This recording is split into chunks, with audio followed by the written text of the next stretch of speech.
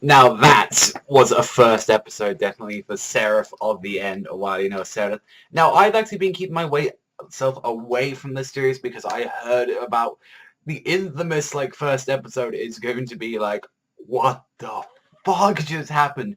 And one thing is, like, it's been really hard for me to stop. I mean, I own the first 2 volumes of this series, and I got to say, it's like, oh, I really want to actually read the manga right now. I really, really do, because it seems really good right now, and it's like that first episode. Now that so far is, I would hands down say it right at the start of this video, is that I feel is the best first episode we've had so far for spring. So enter our main character, Yunichiro Hyakuya, and he's a young boy, and with a lot of rest of his children, since they're the only ones that are not affected by this like deadly virus that seems to be killing anyone over the age of 13.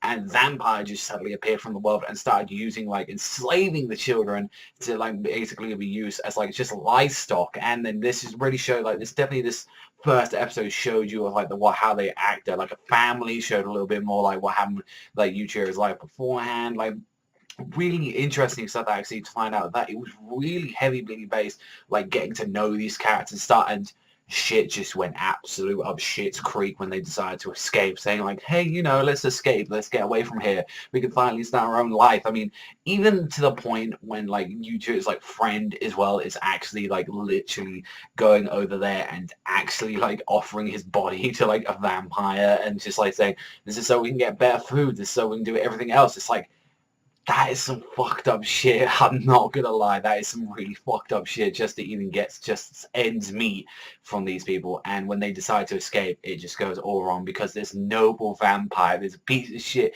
tricked him, and he just started killing. May I remind you, these are all children that he's murdering. He is just straight up murdered like 8 children playing with the games, and he definitely has that sort of Mephisto from Blue Exorcist sort of feeling to him. He was like a massive troll, like saying, "Oh, look at the innocent screams" and stuff like that. And it's like Yujiro's best friend, like Mikael, like just went, you know what, get out there. I'm gonna go out there, and he just goes there trying to charge him with the gun, trying to shoot him, and his fucking arm goes fire, and then like freaking Yujiro just comes out of nowhere with a fucking gun from the side and just blows his fucking brains out. I'm like, very good.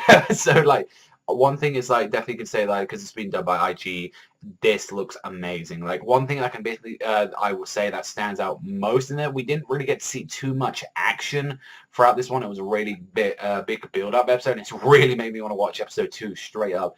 One thing I can definitely say is that the background, the art, everything, it all had this sort of like water, like color, like esque sort of vibe. Like, it was like all from a canvas, and it felt just beautiful. Just, I actually had to stop the episode because I actually just really wanted to look around the environment and just look around like, this looks absolutely beautiful, and I really want to stay more time in this castle. But then the episode, he seemed to like meet up with like some kind of like vampire hunter guys, and it's like, we see that, a couple of years have passed since that, and like he's become like one of the main guys. Well, obviously he looks like fucking this in this first volume here. I've heard though from the series that it is a lot like Blue Exorcist, and people know I absolutely love Blue Exorcist at the start, but it went more high schooly, like more not focusing on like the whole revenge plot really of the story. So I'm gonna keep my optimism like here. Overall, I want to say this was a fantastic episode. This is the best one I've seen so far out of every new series. I think overall this was like how impactful it was. Like, you were just thinking, oh, this is just like getting to know kids, and then that happened everywhere.